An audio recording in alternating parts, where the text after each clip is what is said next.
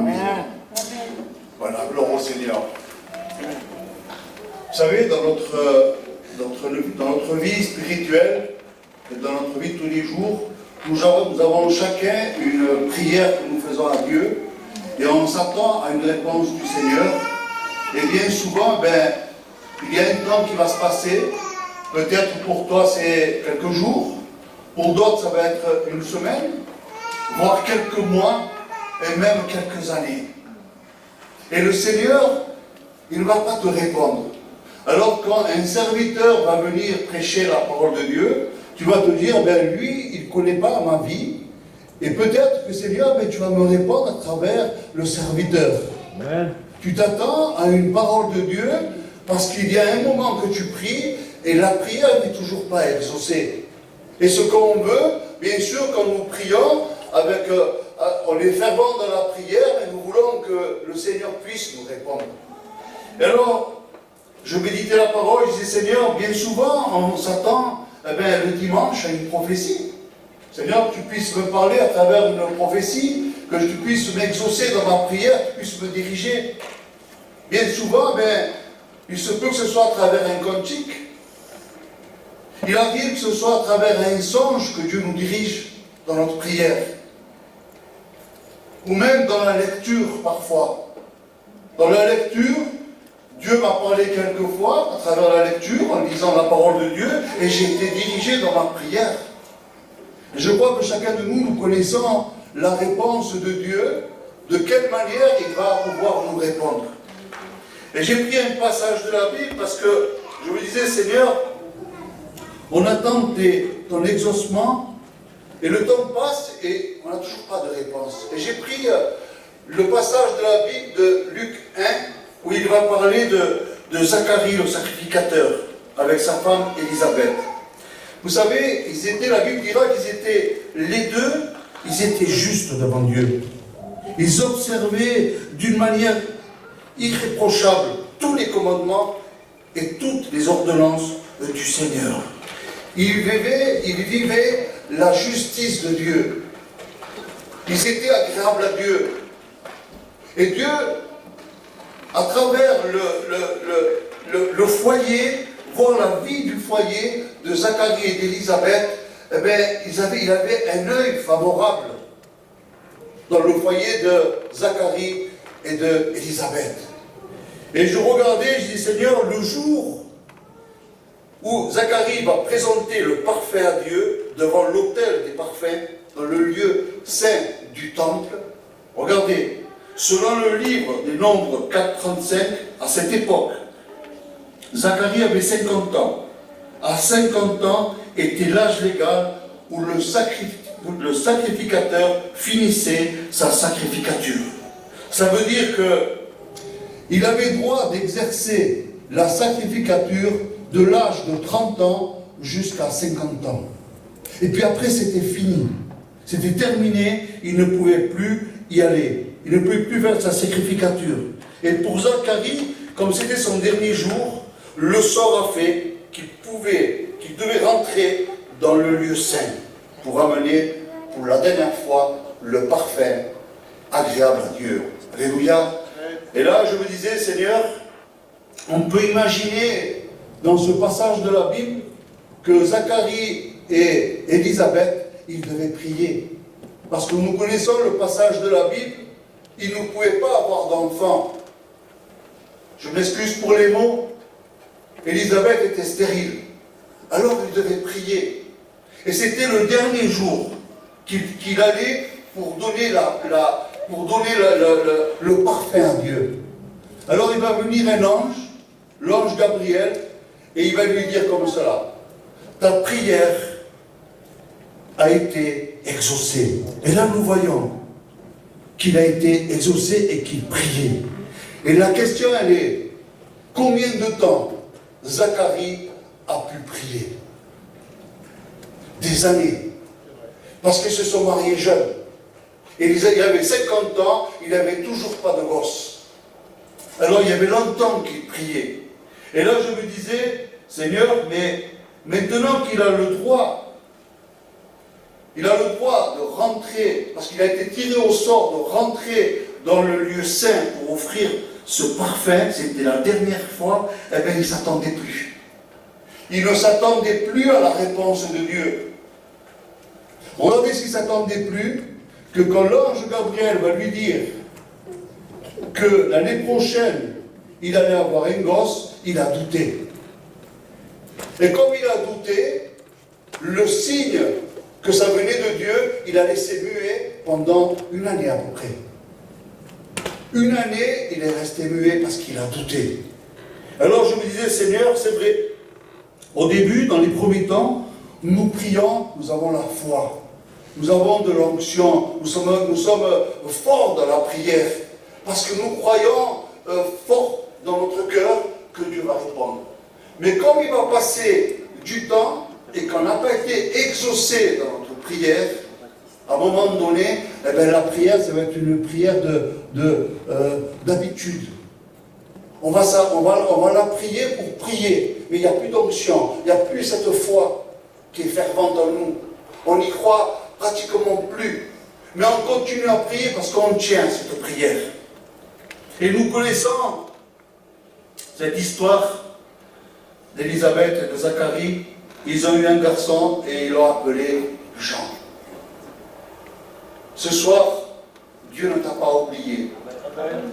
Dans ta prière, Dieu ne t'a pas oublié. Je disais, Seigneur, est-ce que nos prières, tu les écoutes? Oui. Oui, parce que tu vis ma justice. Dieu va écouter nos prières. Il aime ce qu'il aime à lui. Quand nous aimons Dieu, eh bien, il a un œil favorable pour nous. Alléluia. Sinon, bien des fois, la prière qu'on fait, elle n'est pas exaucée parce que Dieu nous fait passer par des épreuves. Alléluia. Et il veut nous exaucer parce que c'est un Dieu d'abondance. Un Dieu qui répond à nos prières. Alléluia. Et peu importe le temps lui appartient à lui. Amen. Et je regardais, je disais, Seigneur, rien ne se fait sans toi. Regardez, une histoire vraie que j'ai méditée parce que Dieu me l'avait donnée il n'y a pas longtemps. Le 11 septembre 2001, ça nous parle à tous, il y a eu un attentat dans les 2 tours jumelles en Amérique. Et il va dire que au 55e étage, il y a un homme avec ses copains de travail, ils sont dans le bureau. Et là, les avions, ils vont taper dans un peu plus du 90e étage. Et la tour, elle va un peu comme bouger. Alors, ils vont appeler le 911, qui est l'appel au secours. Et voyant que c'est compris, il va appeler sa femme. Et sa femme va lui dire, je vais mettre la télé, je regarde. Et les informations disaient qu'il y a eu un attentat, que 2 avions sont rentrés dans la tour où lui il était. Il dit, tu en es où? Il a dit, je suis toujours dans mon bureau. Il a dit, il faut que vous sortez. Il y a tout qui va prendre feu, sortez. Et ils vont commencer à partir, à descendre. Et en descendant, ils vont croiser un escadron de pompiers. Et puis l'histoire va dire qu'ils sont tous morts. Et en descendant, toujours, ces copains de bureau, ils vont tous mourir. Ils vont perdre leur vie. Il y a eu presque 3000 décès ce jour-là. Et puis, vous savez ce qu'il a fait, celui qui a témoigné, le survivant qui a témoigné, il a acclamé Dieu. Il dit qu'il s'est mis dans un coin, il a commencé à acclamer Dieu. Et je regardais, je dis, Seigneur, tu me fais méditer cette histoire, qu'est-ce que je peux en sortir de là? Et je regardais le psaume 91, 1, 911, regardez ce qu'il dit. Celui qui demeure sous l'abri du Très-Haut repose à l'ombre du Tout-Puissant. Alléluia. Il repose à l'ombre du Tout-Puissant. Je dis, Seigneur, qu'il est vrai que nous devons être en ton abri. C'est en toi, Seigneur, que nous devons nous attendre. Amen. La prière de cet homme a été écoutée de la part de Dieu. Amen. Parce qu'il se trouvait à l'abri du Très-Haut. Béni soit le nom du Seigneur. Je dis, Seigneur, tu ne l'as pas oublié. Il ne l'a pas oublié, Seigneur, comme à toi, il ne t'a pas oublié ce soir. Il n'oublie pas ta prière. Tu es peut-être venu avec la réponse à la prière, Dieu te dit qu'il ne t'a pas oublié. Il va dire, dans Isaïe 49, il va dire, une femme, et pardon pour les mots, mais c'est la Bible qui le dit, une femme oublie-t-elle l'enfant qu'elle allait? N'a-t-elle pas pitié du fruit de ses entrailles? Quand elle l'oublierait, l'Éternel va dire, moi je ne t'oublierai point. Alléluia. Lui, il ne t'oublie pas. Béni soit le nom du Seigneur. Qu'il est bon, nous avons un Dieu qui ne nous oublie pas. Un Dieu qui a un regard sur nos foyers, sur nos enfants.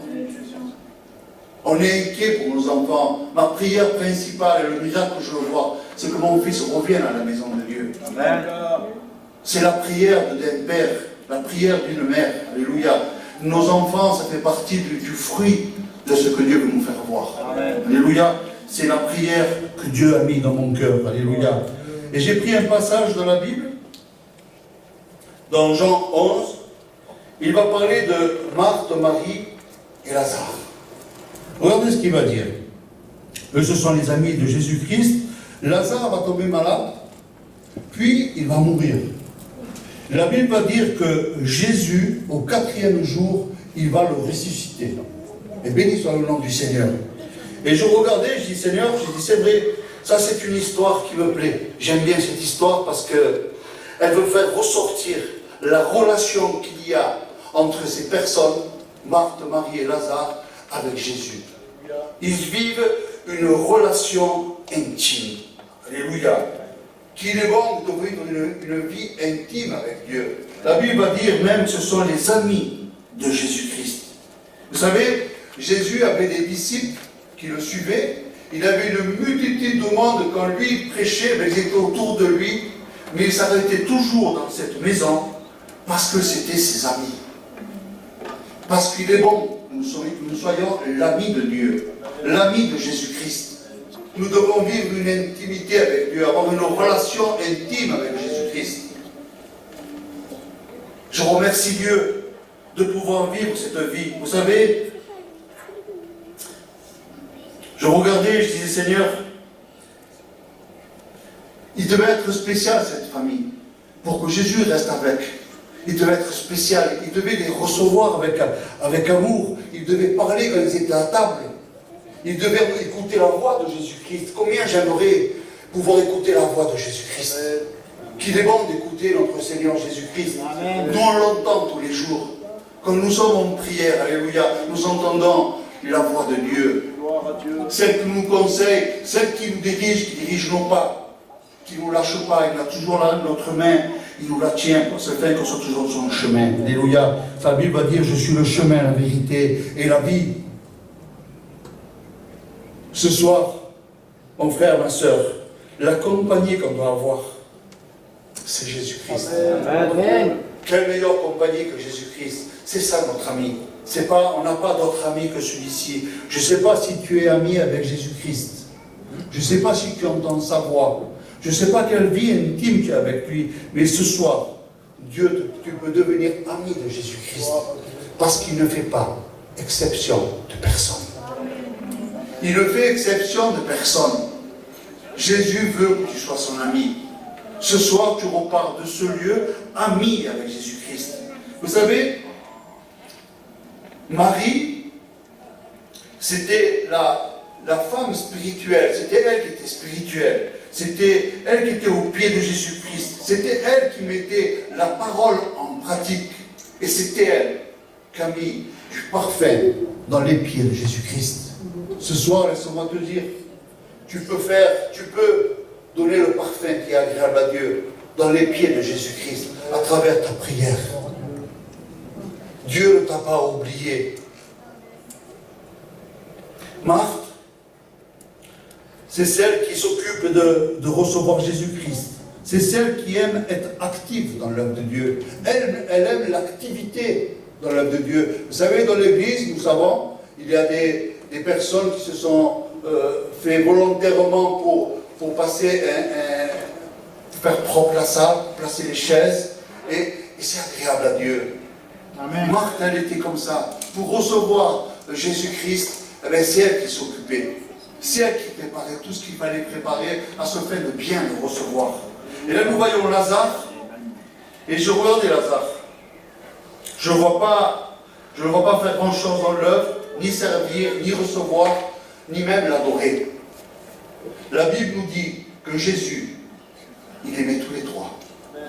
Jésus aimait tous les trois. Si tu es spirituel, Dieu t'aime. si tu es actif dans l'œuvre de Dieu, eh bien, Dieu t'aime. Et si tu ne connais pas encore notre Seigneur Jésus-Christ, que tu n'as pas encore fait le premier pas, eh bien, Jésus t'aime. Amen. Même si tu ne fais pas grand-chose dans l'œuvre de Dieu, eh bien, le Seigneur, il t'aime. Alléluia. Jésus, il t'aime. Alors, au Seigneur, cela nous montre comment il est important ce soir d'être près de Jésus-Christ, d'avoir une vie intime. Vous savez, Dieu va écouter nos prières, mais il a besoin qu'on soit près de lui. Mes enfants, ils m'aiment, comme je peux les aimer. Aujourd'hui, je ne suis pas près d'eux parce que je me trouve ici. Mais s'il devrait me prouver son amour, c'est être près de moi. Et pouvoir m'en parler, que je puisse l'entendre. Eh bien, Jésus-Christ, ce qu'il veut, c'est qu'on soit près de lui, qu'on puisse notre voix, qu'il puisse entendre notre prière, que notre prière puisse monter. Alléluia. Il est bon que notre prière puisse être ardente à Dieu. Alléluia. Amen. Vous savez, Lazare va tomber malade, et ils vont l'appeler. À ce moment-là, Jésus va se trouver à 2 jours d'où ils étaient. Et quand il va envoyer les disciples pour leur dire que son ami était malade, il va dire, sa maladie n'est pas pour la mort, mais pour glorifier Dieu, afin que le Fils de Dieu soit glorifié par elle. Amen. Ne pense pas que par où tu passes, Dieu n'a pas un œil favorable pour toi. Dieu est un Dieu de miséricorde. Dieu, il t'aime. Et Dieu, des fois, il te fait passer. Et tu passes par des problèmes, mais parce qu'il veut te parler, il veut te faire comprendre. Il a des choses à te faire comprendre, à seul fait que tu aies une marche agréable à lui. Béni soit le nom du Seigneur. C'est important, je me disais, Seigneur, j'imaginais que Lazare, quand il attendait Jésus dans son lit de mort, parce qu'il allait mourir, et il savait qu'il était très malade. Et comme c'était son ami, il savait le pouvoir et la puissance de Jésus-Christ. Et je me disais, Seigneur, dans son lit, il devait sculpter la porte. À seul fait, il va arriver, et il va c'est mon ami. Mais il m'a dit qu'il faisait ça, qu'il a guéri des malades. S'il va rentrer, je vais être guéri. Il va appeler sa sœur, certainement, il va lui dire, Marie, as-tu appelé Jésus? Et il va commencer à douter. Il va commencer à douter parce que l'ennemi, il aime bien chuchoter dans nos oreilles pour nous faire douter à seule fin qu'on soit dans le découragement complet. L'ennemi, ce qu'il veut en nous, c'est le découragement. Et la Bible va dire que Jésus va revenir dans la maison de Marthe et Marie et de Lazare. Il va revenir en Judée. Marthe, quand elle va savoir que Jésus va arriver, elle va aller face à lui et il va lui dire, si tu avais été là, mon frère, il ne serait pas mort. Et regardez ce qu'elle va lui dire. Maintenant même, je sais que tout ce que tu lui demanderas à Dieu, Dieu te l'accordera. Et Jésus va lui dire, ton frère va ressusciter. Elle va lui répondre, oui. Elle va dire, oui, le dernier jour. Jésus lui dit, je suis la résurrection et la vie. Amen. Elle avait en face de lui la résurrection et la vie. Ce soir, la résurrection et la vie est parmi nous, mes frères et sœurs. Il est là. Dieu, ce que tu as perdu, ce que toi tu as fait, mort, comme quoi que tu ne l'auras jamais, Dieu te dit qu'il ne t'a pas oublié. Amen. Dieu a créé des chemins où personne ne peut imaginer. Il a créé dans la mer Rouge un passage pour le peuple d'Israël, à seul fait qu'il passe au milieu, à sec. Dieu a tout pouvoir. On ne peut pas le limiter. Et Marie, c'est pareil. Marie, c'est pareil. Elle va dire, quand Jésus va arriver, elle va se jeter aux pieds promptement, dit dans la Bible.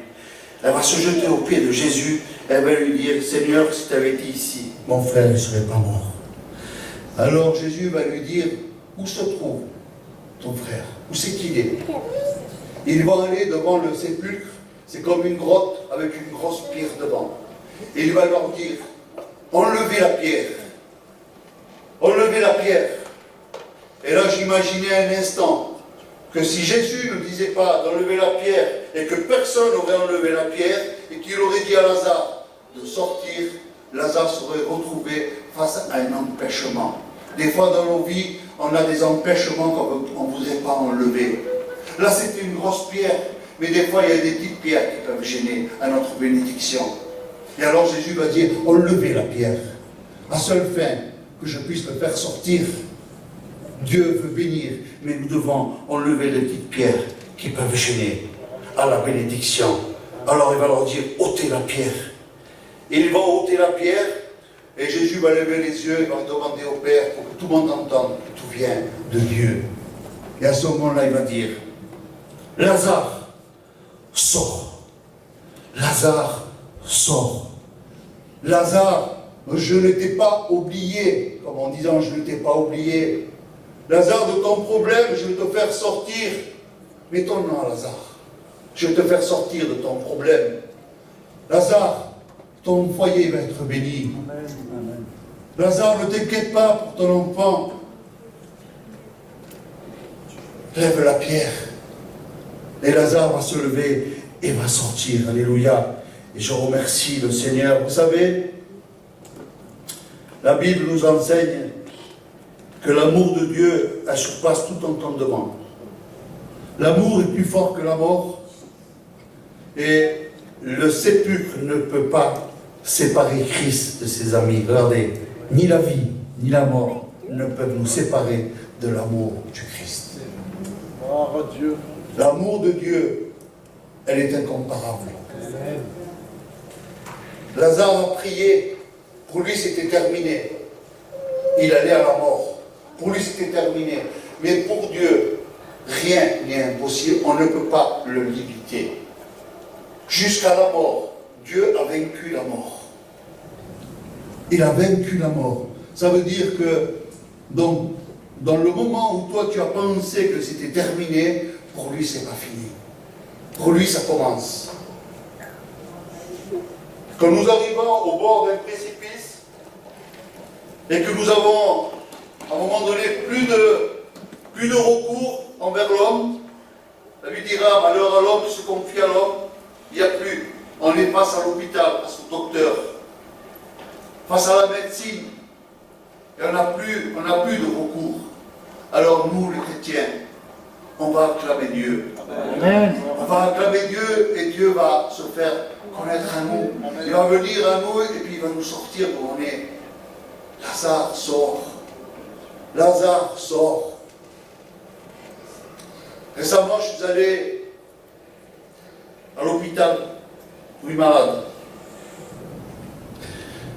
Elle ne connaissait pas le Seigneur. Et je suis allé lui prier. Dieu l'a sortie de sa maladie. Amen.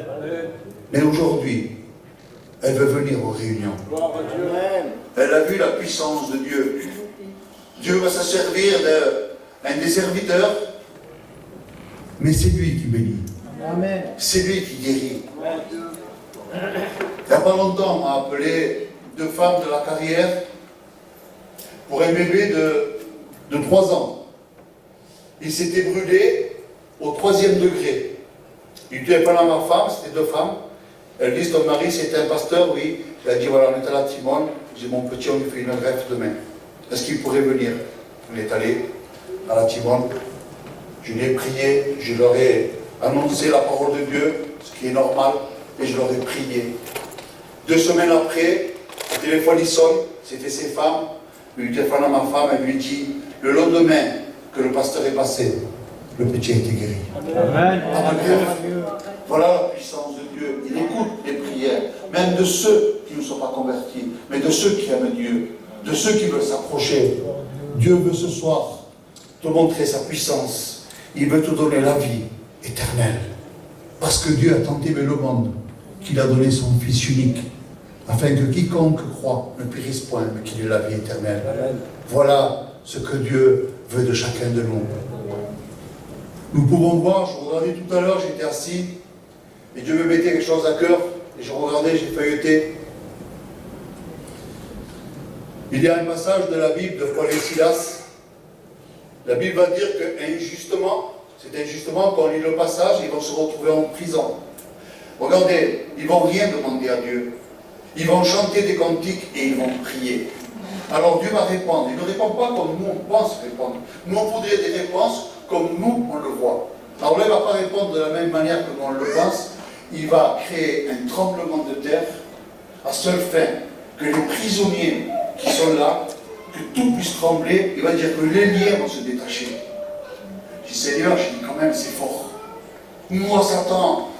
Parce qu'eux, ils n'ont rien demandé pour les Silas, ils n'ont rien demandé. Mais Dieu avait déjà un plan.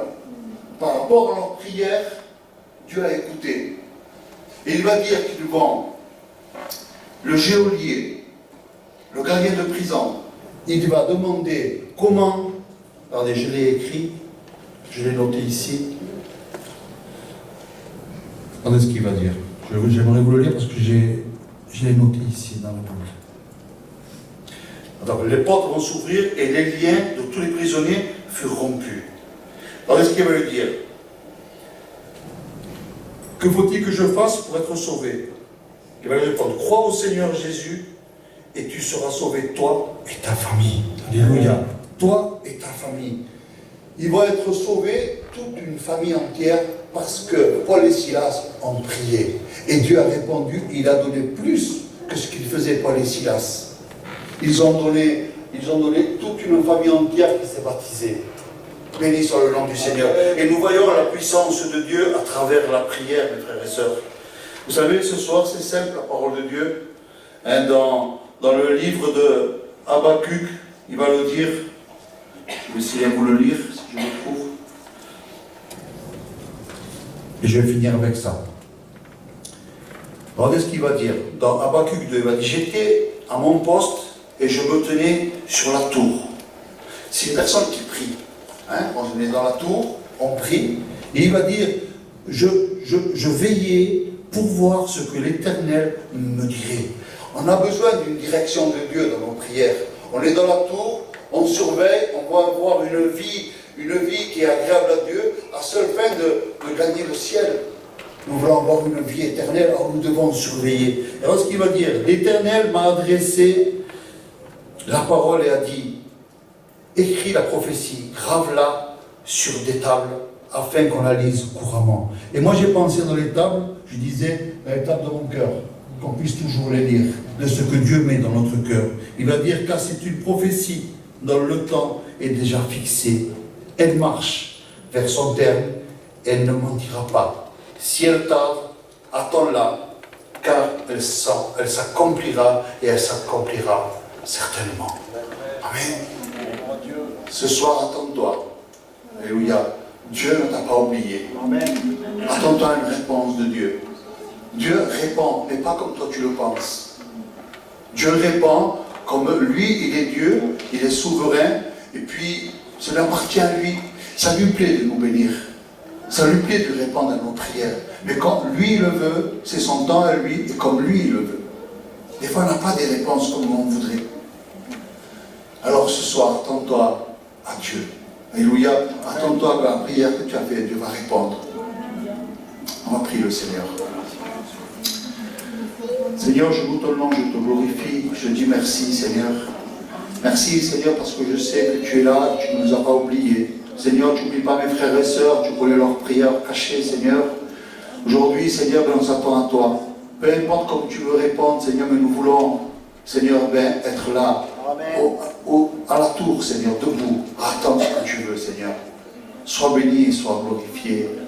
Amen. Amen. Gloire au Seigneur. Merci à Dieu. Prie le Seigneur ce soir. Acclame Dieu.